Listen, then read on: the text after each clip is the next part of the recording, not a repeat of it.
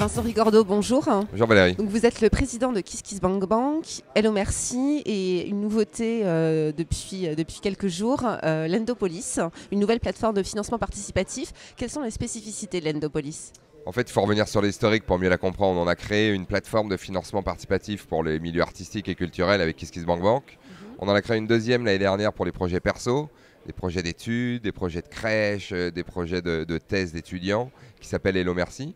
Et très naturellement, on s'est dit qu'il fallait transposer ce modèle qui fonctionne tellement bien sur les deux premières plateformes sur un modèle tourné vers l'économie plus traditionnelle et donc vers nos entreprises françaises. Et donc l'Endopolis est né de cette idée-là. Aujourd'hui, on va proposer aux Français, après être devenus micro-mécènes sur KissKissBankBank ou sur Hello Merci, de devenir micro-investisseurs sur l'Endopolis en choisissant les PME qui nous intéressent et en investissant des tickets de 20 € à 1 000 € contre lesquels les entreprises nous rémunéreront par des intérêts annuels de 4 à 10%.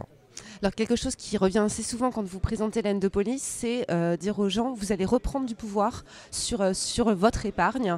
On sent que c'est quelque chose qui vous touche, qui vous parle. Oui, parce que lorsqu'on fait partie des catégories classiques dans la société, lorsqu'on laisse notre argent dans les circuits traditionnels financiers, ça ne nous apporte pas grand-chose et ça sert à ces circuits financiers par contre à générer des milliards qui nous échappent.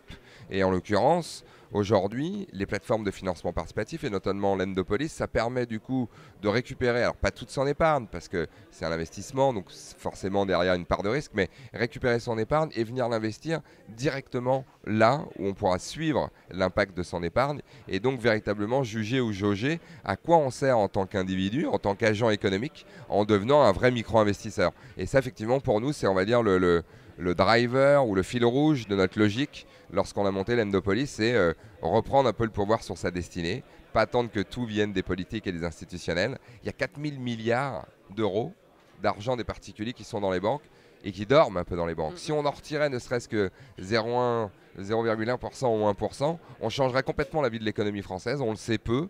Et on espère qu'avec l'Endopolis, on va pouvoir changer les mentalités. Alors c'est lancé depuis quelques jours, il y a déjà des projets en ligne. Quels sont les projets qu'on y trouve actuellement ? Alors on est ouvert à tous les types de TPE-PME, il faut avoir plus de 2 ans.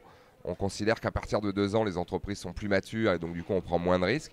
Mais aujourd'hui, on a mis, je crois, 8 ou 10 sociétés en ligne et ça concerne tous les types d'activités. On a du commerce, on a de l'artisanat, on a du web, on a de l'écologie, on a de la climatologie, on a des restaurateurs. Donc ça s'adresse vraiment à toutes les typologies de TPE-PME.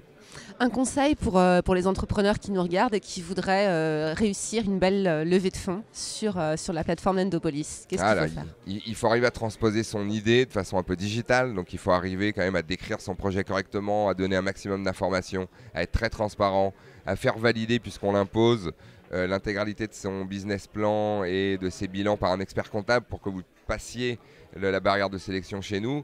Et puis après, comprendre que le financement participatif, ce n'est pas une solution miracle et que c'est avant tout une technique et qu'il faut en parler autour de soi, convaincre ses amis, sa famille, ses employés, ses clients potentiellement et que petit à petit, le buzz prenne et que finalement, vous arriviez avec votre objectif. Vous pouvez collecter jusqu'à 1 million d'euros sur l'Endopolis, ce qui est beaucoup. On conseille plutôt les entrepreneurs aujourd'hui de rester autour de 50 000 ou 100 000 euros en attendant que notre base de micro-investisseurs devienne suffisamment importante pour qu'on puisse financer des projets plus importants. Merci beaucoup Vincent Rigordeau. Merci Valérie. À bientôt. À bientôt.